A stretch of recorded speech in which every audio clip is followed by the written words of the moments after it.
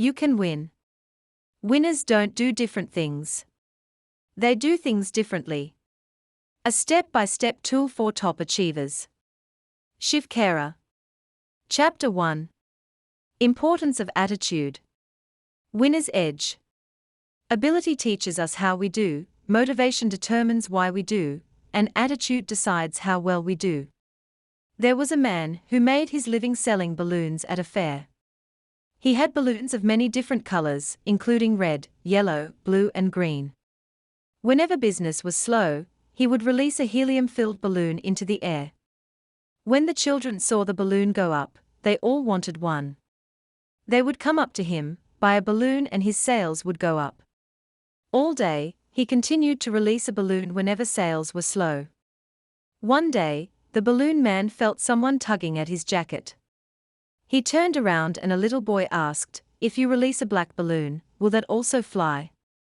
Moved by the boy's concern, the man replied gently, "Son, it is not the color of the balloon, it is what's inside that makes it go up." The same principle applies to our lives. It's what's inside that counts, and what's inside of us that makes us go up is our attitude. William James of Harvard University said, "The greatest discovery of my generation is that human beings can alter their lives by altering their attitudes of mind." Most of us have heard of the power of positive thinking, but very few have heard of the power of negative thinking. They both are very powerful, but take us in totally opposite directions. Just the way positive thinking empowers people to achieve new heights, negative thinking propels people towards self-destruction. Your attitude contributes to success.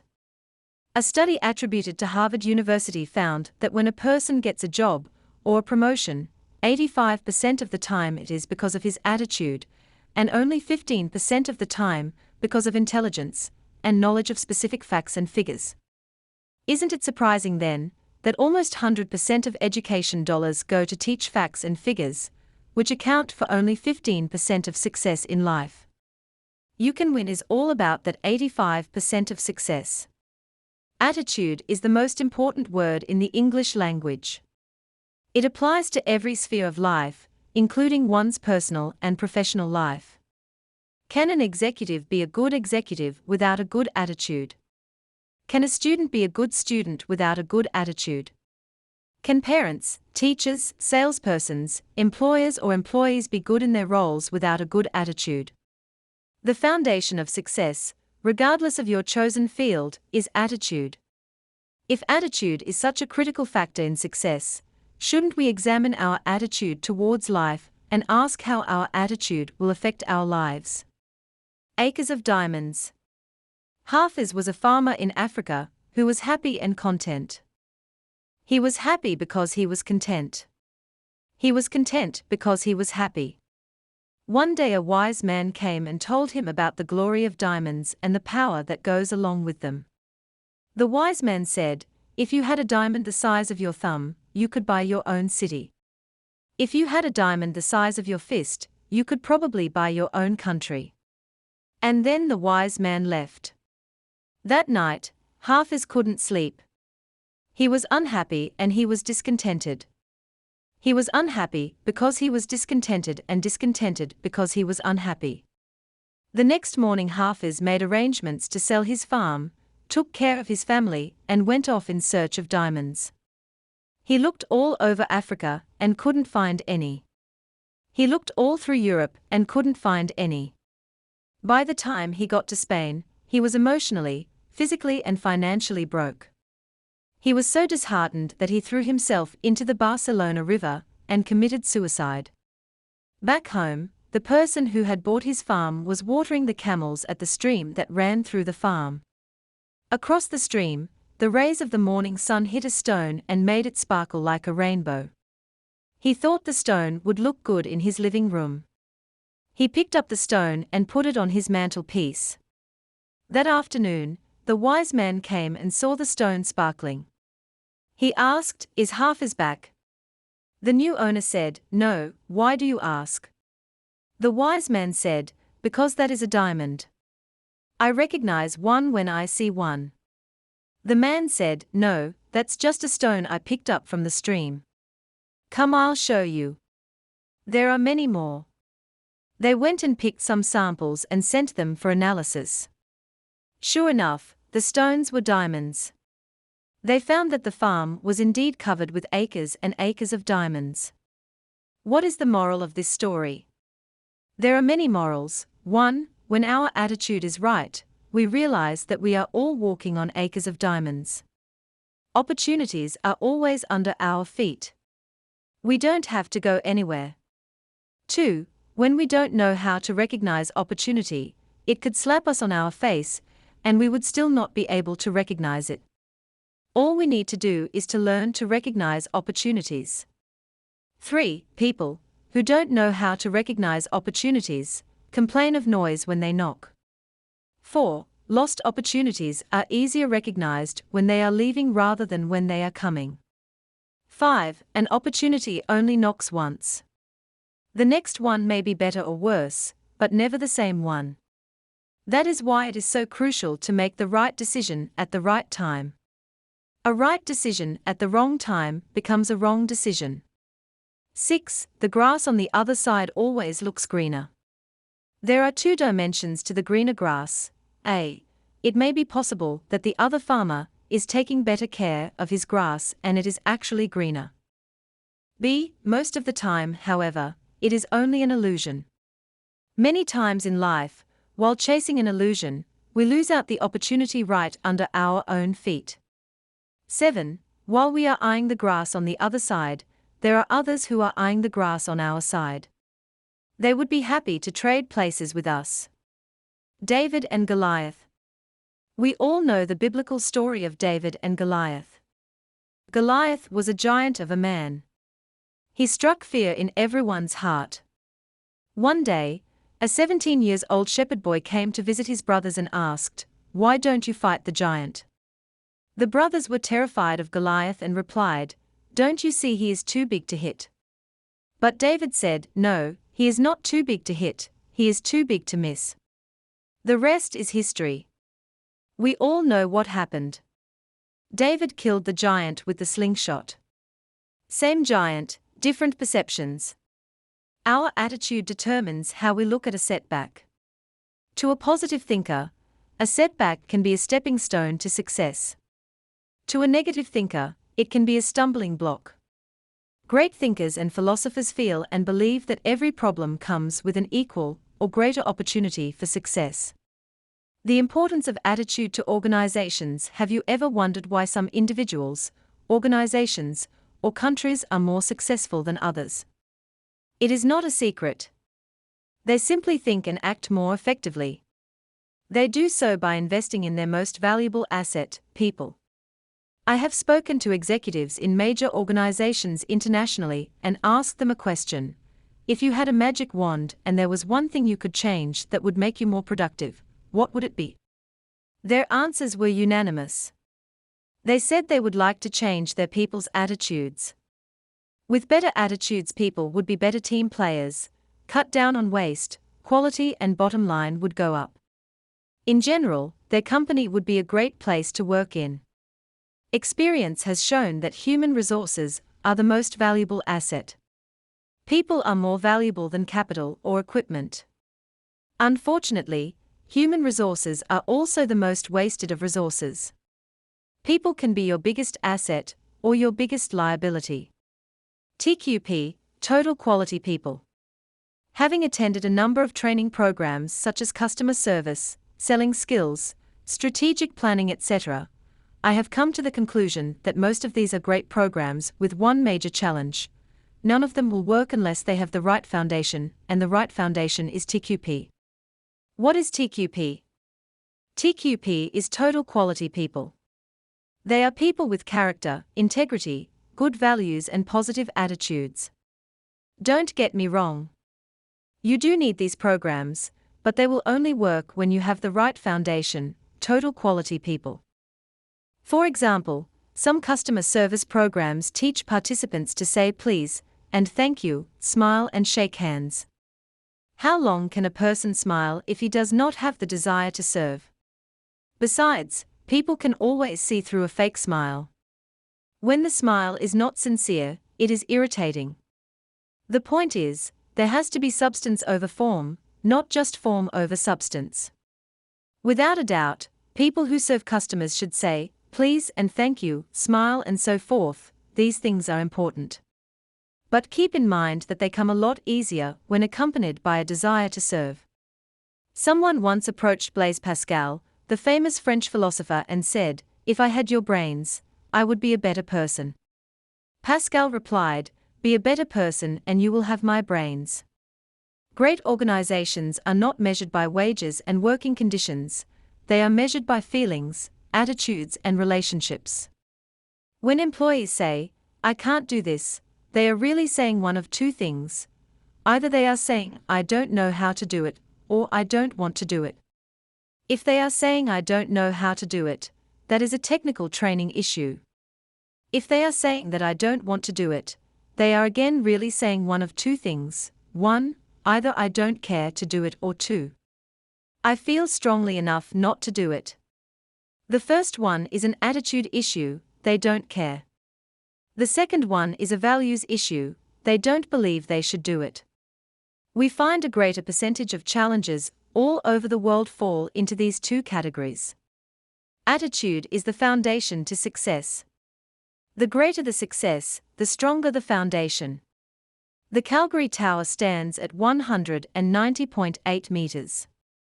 The total weight of the tower is 10,884 tons, of which 6,349 tons are below ground, approximately 60%. This shows that the tallest and the greatest buildings have the strongest foundations. Just like a great building stands on a strong foundation, so does success. And the foundation of success is attitude. A holistic approach. I believe in a holistic approach. We are not just arms and legs, eyes and ears, a heart and a brain, but a complete human being. The whole person goes to work and the whole person comes home. Behaviors don't change. People who are honest at home are honest at work, and people who are dishonest at home are dishonest at work. We take family problems to work and work problems to the family. What happens when we take family problems to work? Our stress level goes up and our productivity comes down. Similarly, work problems too have an impact not only on our families, but on every aspect of our lives. Personal, professional, and social problems are strongly interconnected and impact each other. Factors that determine our attitude. Let me ask you. Are we born with attitudes, or do we develop them as we mature? What are the factors that form our attitudes? Can attitudes be changed? Most of our attitudes were shaped during our formative years. While we were born with tendencies toward temperaments, there are 3 factors that largely determine our attitude formation. These are the triple E's of attitude: 1. Environment; 2. Experience; 3. Education.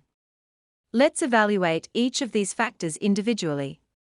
Environment consists of the following: home environment. Positive or negative influences start rubbing off on all family members. School environment, peer pressure. Work environment, supportive or overcritical environment. Social environment, media, television, newspapers, magazines, radio, movies, etc. What is socially acceptable or unacceptable starts influencing our attitude. Economic environment, abject poverty. Can you teach values on an empty stomach? Religious environment, many times, either interpretation or misinterpretation of religion makes people fatalistic. Political environment, all these environments create a culture. Every place, be it a home, organization, or a country, has a culture or lack of it. Even lack of it is a culture. For example, if you go to a shop, you may find the salesperson polite, the supervisor polite, manager polite, the owner polite. You go to another shop and you find the salesperson rude, supervisor rude, manager rude, and the owner rude. There is a culture running. Similarly, if you go to a home and you find the kids are courteous, so are the parents, even the help is polite. You go to another home, you may find the kids are fighting like cats and dogs, so are the parents, even the help is rude. There is another culture running. Culture in any place always goes top down, never bottom up. In countries where there is political uncertainty, people stop thinking long term, they start thinking short term. Their objective becomes to fleece everybody and fill their pockets today, because if their pockets are full today, they will be more prepared to face the uncertainties of tomorrow. In countries where the government and political environment is honest, generally you will find that the people are honest, law-abiding and helpful. And the reverse is true too.